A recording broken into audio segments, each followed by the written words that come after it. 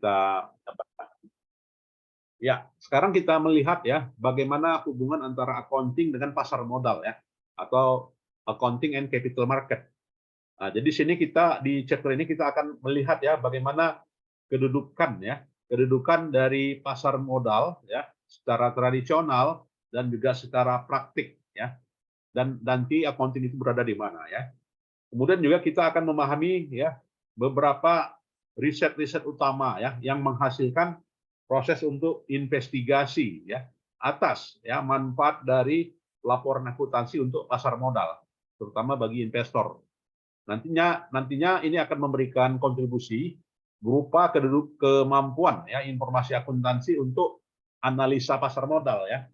Kita mengenal ya yang namanya fundamental riset gitu ya atau juga teknik fundamental analysis gitu ya. Jadi fundamental analysis itulah menunjukkan kedudukan akuntansi berperan di dalam pasar modal ya. Kemudian juga kita akan melihat ya mengevaluasi apa saja peranan terhadap mendukung yang namanya hipotesa efisiensi pasar modal ya. Nah, ini ada namanya efisien IMH ya, efficient market hypothesis. Nah, jadi dalam studi-studi IMH tersebut menunjukkan pelaporan akuntansi ternyata berperan besar gitu ya. Walaupun ada e-book ya, e-book dari Harvard yang lalu ya 2 tahun lalu yang menyatakan informasi akuntansi udah nggak penting lagi katanya. Nah, tetapi dalam literatur ini kita menganggap penting ya. Artinya ada dukungan, yaitu dukungan dari si George ini. Juga menjelaskan bagaimana tiga aspek ya untuk memodifikasi dari sudut pandang ekonomi tradisional atas penyajian pelaporan keuangan untuk pengambilan keputusan gitu ya. Nah, jadi di sini kita kedudukannya adalah brain power ya. Nah, di sini ada brain power di mana di tahun 2020 gitu ya menunjukkan ya bahwasanya dalam suatu planet ini gitu ya semua akan terjadi proses electricity gitu ya. Artinya semua proses itu dilakukan secara elektrik gitu ya. Ya kita mau apa ya semuanya elektrik gitu ya. Artinya digerakkan oleh mesin. Dan juga hari ini menunjukkan ya bahwasanya proses inovasi yang diketahui secara krusial itu berjalan sesuai dengan proporsinya yang besar di dunia pada saat ini ya. Dan juga 25% ya biaya-biaya umum itu berhubungan ya dengan yang namanya biaya maintenance. Kenapa berhubungan dengan biaya maintenance? Ya karena ya dalam hal ini proses elektronisasi maka tentu saja akan ada pemeliharaan. Ya, apabila ada maintenance, maka ada pemeliharaan, maka timbullah biaya. Ya, maka biaya yang besar itu adalah 25% dikategorikan sebagai biaya yang berhubungan dengan biaya maintenance. Ya. Dengan kata lain, maka untuk mengurangi secara dramatis gitu ya, kondisi-kondisi upaya melakukan monitoring gitu ya, kemudian juga upaya otomatisasi gitu kan, maka diciptakanlah ya energi gitu ya. Energi yang dalam hal ini berkedudukan berada di udara ya. Jadi menunjukkan ya suatu pengalaman dan juga suatu kreativitas gitu ya yang menghasilkan kinerja yang bisa diukur ya. Dan disinilah diperlukan ya karyawan yang terbaik gitu ya untuk ini ya untuk mengakomodir gitu ya, untuk mengakomodir peluang tersebut. Nah, ini kalau digambarkan kita lihat itu ada gambar kipas ya. Nah, jadi gambar kipas sebagai suatu yang ada di udara gitu ya, sebagai suatu inovasi gitu ya, sebagai bentuk turbin. Nah, ini dikatakan the power knowledge engineering gitu ya. Nah, jadi kedudukannya does accounting effect on the stock market gitu ya. Jadi menunjukkan adanya suatu adverse selection gitu ya. Artinya seleksi terhadap yang namanya apa ya moral hazard gitu ya. Jadi adverse selection ini mengacu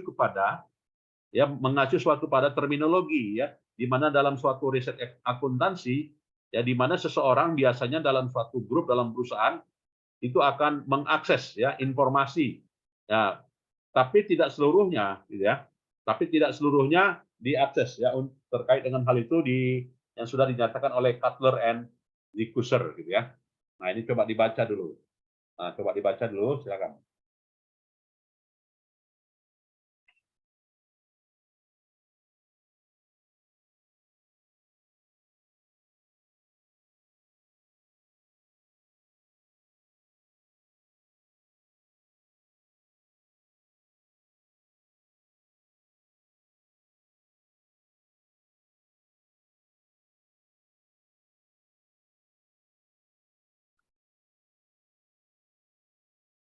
Oke, ya jadi Cutler and Ziegler menyatakan bahwasanya secara khusus, gitu ya, secara khusus itu ada suatu fenomena katanya ya, ada satu fenomena dalam lingkup bisnis dan juga dalam satu lingkup masyarakat menunjukkan terjadinya asimetri informasi ya.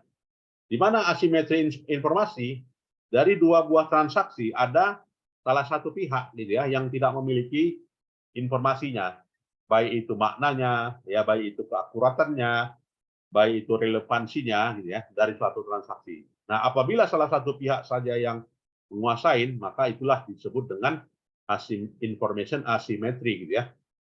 Nah, biasanya penjual dan juga supplier itu punya informasi, ya, memiliki banyak informasi terkait dengan usernya dan juga buyernya, ya, berkaitan dengan kegiatan jual beli. Ya, di sini sehingga menimbulkan suatu apa ya, suatu ide dalam situasi ini yang dieksploitasi, ya, yang berkaitan dengan kemampuan dan juga berkaitan dengan kapasitas untuk melakukan tindakan monitoring ya yang mendukung hal tersebut ya terkait dengan pertanggungjawabannya ya secara mendasar gitu ya.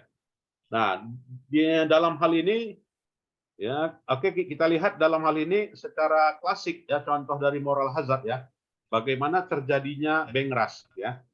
Artinya bank rush itu terjadi ya atau juga hazard lending ya, hajat menyalurkan kredit ya kepada orang yang membutuhkan kredit ya. Di tahun 2008 ya itu terjadi yang namanya global financial crisis gitu ya. Jadi global financial crisis yang terjadi pada bank tersebutlah itu menunjukkan adanya terjadi asimetrik informasi gitu ya.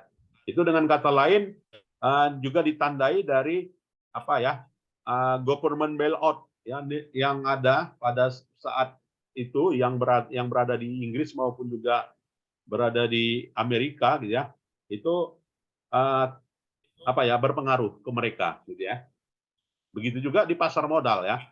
Jika pekerjaan itu secara sempurna gitu ya, artinya selaras dengan teori yang namanya teori pasar efisien gitu ya, maka dalam jangka pendek maka yang namanya asimetri itu bisa terkendalikan gitu ya. Nah, masalahnya kan yang kita hadapi adalah asimetri informasi itu terjadi dan nggak bisa dikendalikan.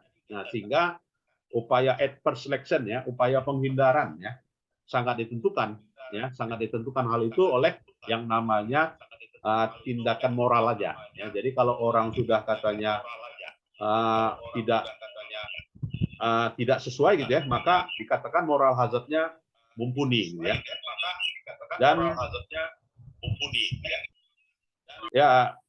Dan juga secara lengkapnya standar akuntansi ya, atau juga prinsip akuntansi atau juga upaya monitoring lainnya, terutama monitoring yang dilakukan oleh auditor gitu ya, dan juga regulasi gitu. Nah, ini sesuai dibutuhkan gitu ya. Nah, sehingga hasilnya secara historical politik ya terjadinya skandal-skandal tersebut itu bisa secara spontan ya dan juga secara cepat direspon ya. Nah, sehingga dalam hal ini pasar modal ya, stock market itu menunjukkan di mana investor ya secara publik ada melakukan tindakan yang namanya tindakan buy and sell ya terhadap saham mereka gitu ya. Hingga seluruh pasar saham ya itu regulasi terkait dengan informasi itu harus diungkapkan. Ya, dalam kondisi ini adalah terutama yang berkaitan dengan perusahaan-perusahaan yang sudah listing di bursa efek, gitu ya. Nah, sehingga kalau udah pasarnya, terutama sahamnya udah diperjualbelikan, gitu, maka harus ikut regulasi, ya kan? Maka harus ikut standar akuntansi, gitu ya. Maka harus ikut yang namanya pertanggungjawaban yang diinginkan oleh otoritas, begitu ya. Nah, ini. Dan juga teori ini memungkinkan menunjukkan suatu pasar ya di mana kondisinya efisien. Ya, disebabkan karena pasar yang efisien itu menunjukkan suatu asumsi yang kuat, ya, didukung oleh asumsi yang kuat, di mana dalam teori akuntansi pada praktiknya memahami, gitu ya, klaim ya, dan juga ide-ide yang bagus yang berkaitan dengan klaim tersebut, gitu ya. Dan itu nantinya akan dibahas pada pada slide berikutnya ya.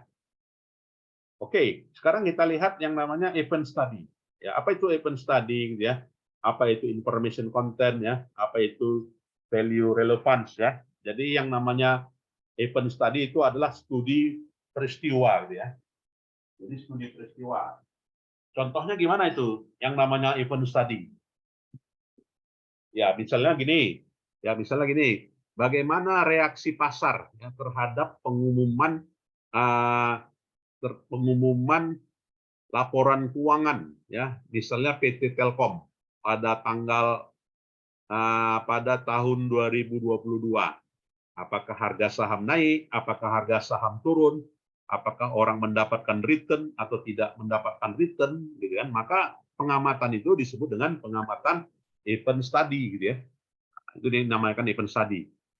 Jadi dalam konteks ini, gitu ya, periset akuntansi, gitu ya, ini menghubungkan ya dengan studinya berkaitan dengan responsif atau tidak terhadap pasar, gitu ya, atas informasi akuntansi, gitu ya. Hingga studi inilah disebut dengan event study.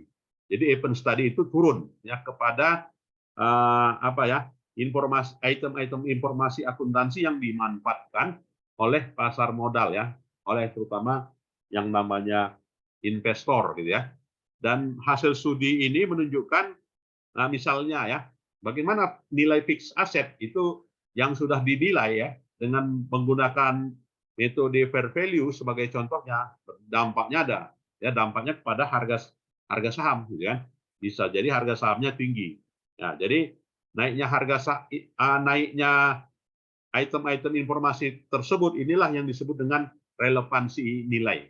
Nah, jadi kalau investor menginginkan nilai aset, ya maka memang itu dibutuhkan, maka disebut dengan value relevan, gitu ya. Jadi value relevan itu siapa sih yang pengusungnya? Ya, pengusungnya itu adalah Ball and Brown ya, tahun 68. Ya, tahun 68 itu menunjukkan bahwasanya ya bagaimana harga saham itu bisa kabar baik atau juga bisa kabar buruk, gitu ya.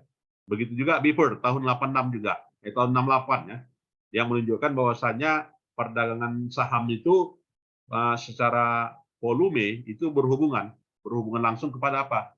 Berhubungan pada informasi ya, pada kabar ya, pada informasi. Kalau orang bilang sekarang kebenaran informasinya bukan hoak, ya. Jadi kalau bukan hoak maka dampaknya sahamnya meningkat, benar itu, urutannya benar ya, maka justifikasi harganya tinggi, gitu ya.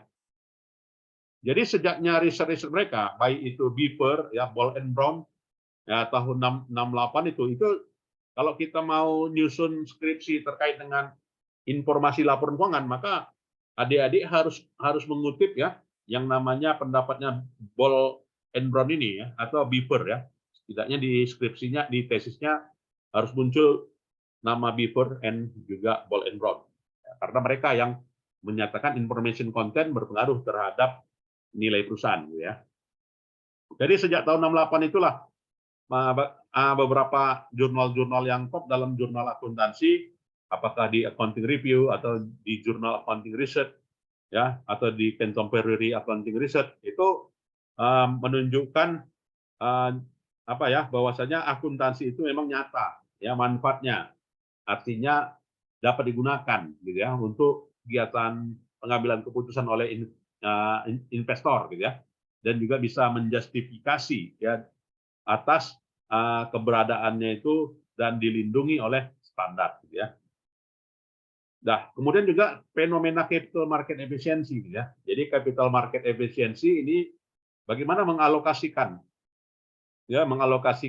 informasi kepada siapa? Kepada buyer and juga pada seller ya. Di mana alokasi itu memungkinkan mendapatkan makna yang terbaik, yang bukan sisa ya. Jadi informasi yang penuh didapatkan.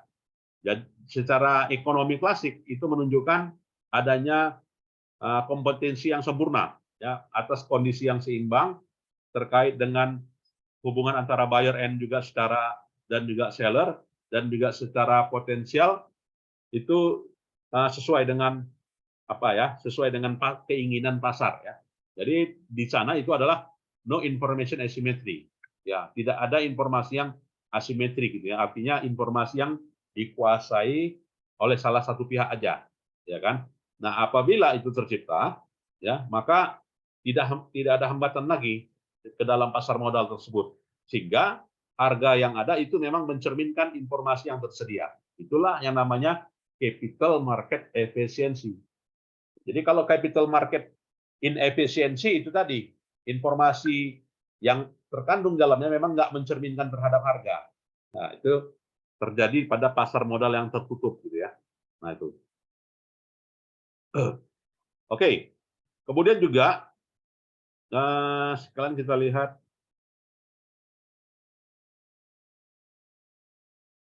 ya, ini contoh lah ya pada perusahaan SIM Corporation.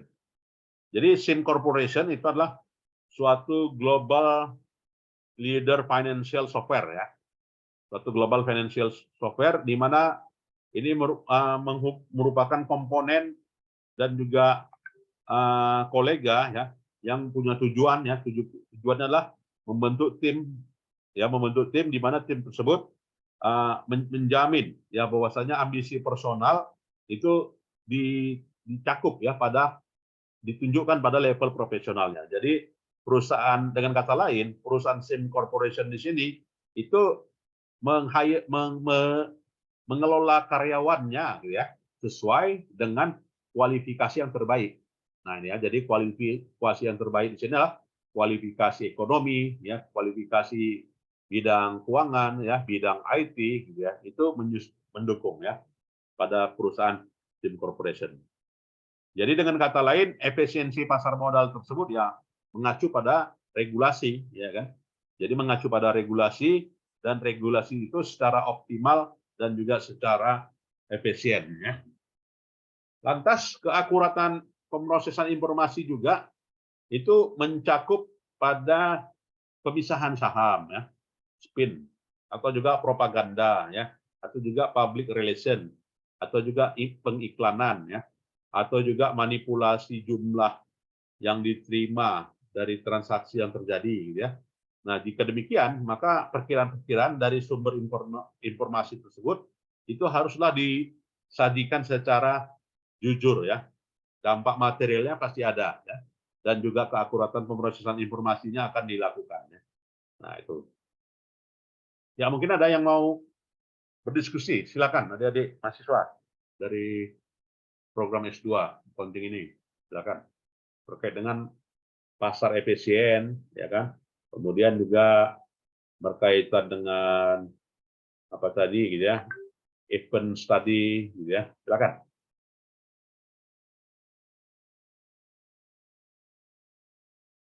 Oke, kalau nggak ada kita lanjutkan ya. Jadi kalau kondisi pasarnya lemah, ya efisiensi lemah itu gimana sih kriterianya? Ya weak form efisien katanya kan. Jadi weak form efisien itu secara majority di seluruh dunia ini menyebutnya adalah fundamental analysis pay ya. Ini bermakna ya bahwasanya seseorang dalam suatu pasar modal itu mempelajari informasi dan juga mempelajari akun ya, akun yang diumumkan yang berkaitan dengan pasar tersebut. Sejak informasi itu digunakan ya, maka investor dalam perdagangan itu ya, maka secara publik bisa menikmatinya ya. Jadi dengan kata lain tidak ada upaya kriminal ya yang terkait dengan penggunaan itu. Jadi kerangka akuntansi mendefinisikan pemahaman yang berhubungan dengan perkiraan tersebut yang mengacu kepada hal yang benar ya, dan juga sesuai dengan skill ya.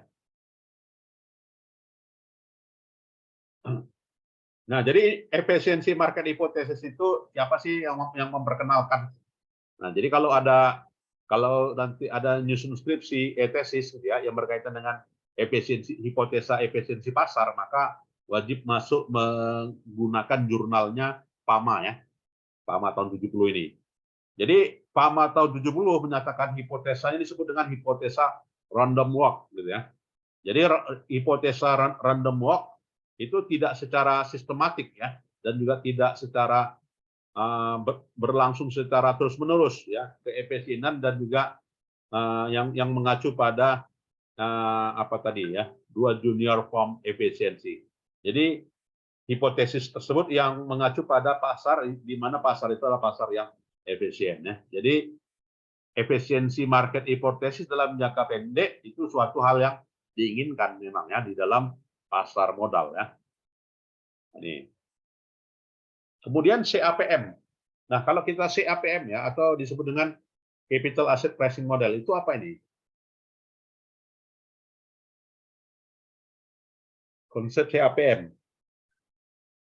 Nah, jadi kalau dia namanya Capital Asset Pricing Model atau CAPM, jangka panjang dalam jangka pendek itu adalah bagaimana ya mengenali ya jenis-jenis risiko keuangan ya, atau juga mengenali risiko kerugian dari pasar modal yang disebut dengan istilahnya beta gitu ya, atau disebut nama lainnya adalah systematic risk. Jadi beta dengan systematic risk ya, jadi kalau kita mau mengukur risiko ya, maka beta dan systematic risk kita gunakan ya, di mana maknanya adalah risiko yang berhubungan dengan pergerakan pasar modal ya. Sharpe tahun 64, Littner tahun 65 ya. Pengembalian ya atas surat berharga yang dimiliki itu disebut sangat tergantung pada resikonya. Jadi kalau resiko tinggi ya nggak kembali ya, karena bisa berkurang ya. Nah, jadi dengan kata lain return and holding securities itu sangat tergantung pada market risk. Sedangkan covariance itu apa? Ya covariance itulah risk gitu ya. Kalau dia simbolnya kan ada covariance ya. Jadi covariance itu adalah bagaimana hubungan dari satu waktu atas variasi pasar modal dan juga surat berharga ya secara menyeluruh, baik itu korelasinya rendah maupun juga korelasi yang tinggi. Itulah disebut dengan covariance ya. Jadi setiap covariance itu diukurlah yang namanya resiko ya. Jadi ada resiko yang sistematis, ada yang resiko tidak sistematis.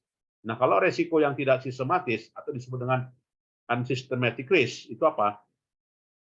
Nah, ini berhubungan dengan keeksklusifan ya, keeksklusifan dari suatu surat berharga yang mengeluarkan ya resiko-resiko tersebut yang berhubungan dengan resiko yang sistematik tadi ya. Nah, ini. Nah, jadi dengan kata lain ya CAPM itu adalah konsep untuk mengukur resiko ya. Jadi setiap instrumen instrumen keuangan ya itu pasti ada resikonya gitu ya. Sama juga ya.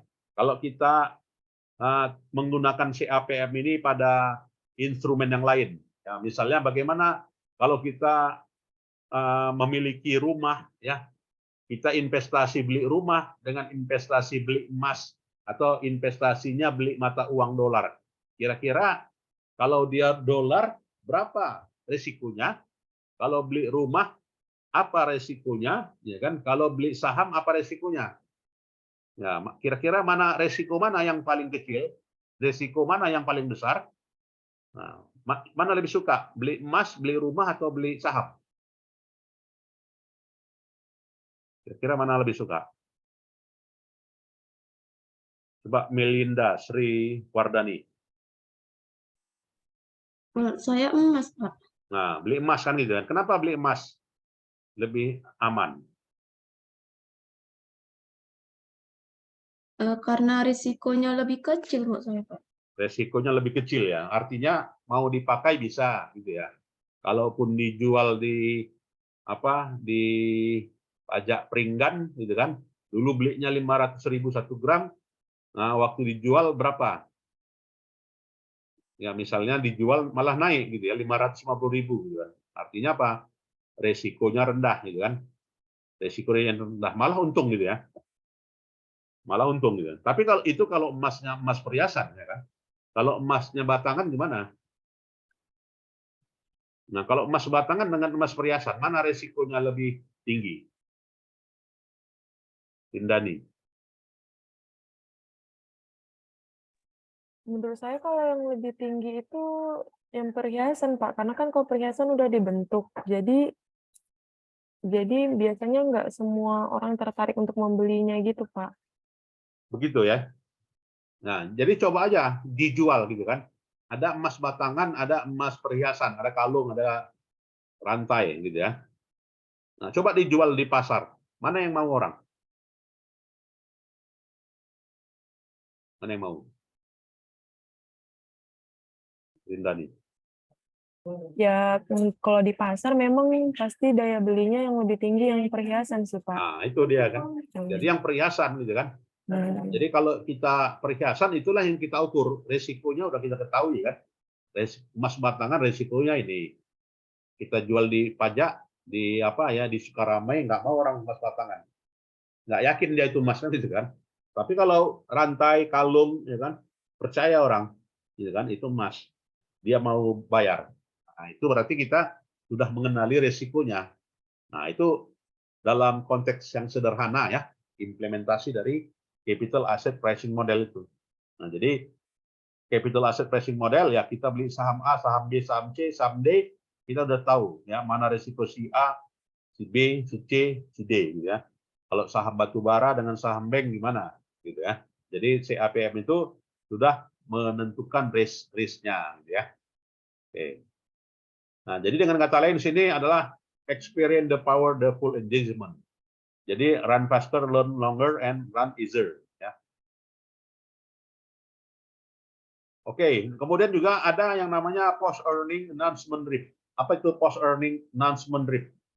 Jadi satu ketika, ya kan, perusahaan itu memiliki current earning lah ya, laba yang dapat diketahui, yang terkandung di dalamnya itu secara cepat akan direspon oleh yang namanya investor. Kalau labanya 100, saya naikkan saham, saya nggak jual, siapapun yang mau beli nggak saya jual.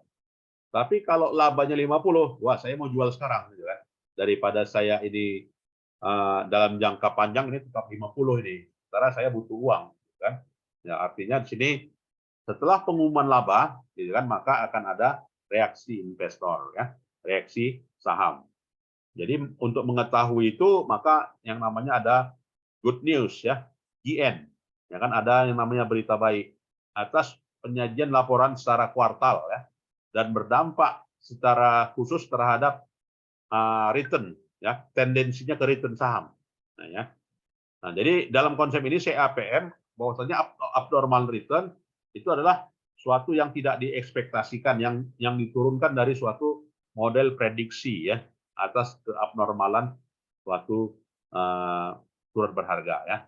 Jadi dengan kata lain, bad news itu tendensinya mengacu pada laba kuartal ya. Jadi laba kuartal menciptakan abnormal security gitu ya. Oke. Dan event study ini atas laba itu direspon ya dengan yang namanya hitungan responnya disebut dengan earning coefficient ya. Jadi ERC. Nah, jadi kalau ada yang mau menulis tentang earning coefficient ini, earning response coefficient silakan ya. Bagus ya. Oke ya. Dan event study implikasinya kepada akuntansi bagaimana? Ya, implikasinya adalah ya bagaimana ya event study implikasi ini kepada accounting itu ya terutama atasnya pengungkapan ya, full disclosure. Jadi perusahaan yang melakukan pengungkapan penuh ya, maka ya yang ada pada laporan keuangannya ya, maka ada implikasinya adalah terjadinya market sensitivity ya, sensitivitas market terhadap peluang atas laba yang dihasilkan ya. Dan maknanya adalah dalam pelaporan investor itu laba per segmennya itu secara agregat ya itu berbeda ya dengan earning response coefficient-nya ya. Nah, kemudian juga yang namanya earning management. Nah, ini juga sering ya. kalau kita nyusun skripsi yang namanya earning management. Earning management itu bentuknya macam-macam, gitu ya. Pertama, ada namanya income smoothing, itu earning management, gitu ya. Ya, earning management itu adalah ya bagaimana perilaku laba, ya, yang perilaku laba yang dilaporkan secara nyata, ya, yang berbeda secara nyata, gitu kan. Itu menurutnya Hopwood, ya, Bellman, and Ronen, and Sadan, ya. Kemudian earning management itu nama lainnya adalah income maximization. Nah, itu ya. Menurut Haley, Holton, Laker, and Sloan. Kemudian earning management itu adalah income minimization. Nah, itu nama lainnya juga ya. Kemudian nama lainnya adalah taking about atau juga big bird accounting. Nah, itu ya. Atau kalau bahasa literatur yang lainnya disebut dengan apa ya? Window dressing, gitu ya.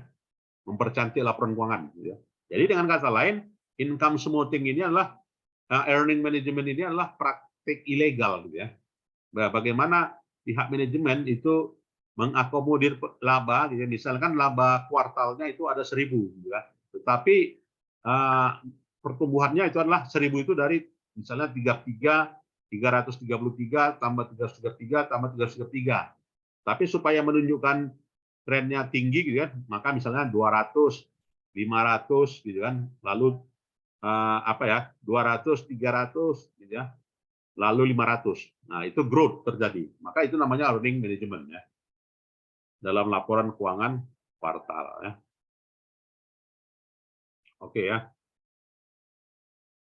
Oke lah, itu sajalah ya pertemuan kita di sore hari ini. Mungkin ada yang mau berdiskusi tentang topik ini, silakan. Nah, ini ada topik, ada jawabannya ya. Silakan nanti ya dikerjakan di rumah ya. Pertanyaan-pertanyaan ini untuk dijawab ya. Oke, kalau tidak ada, saya kira itu sajalah ya perkuliahan kita di siang hari ini, dan kita lanjutkan ya. Semuanya ada 6 orang ini ya, dari mahasiswa ya.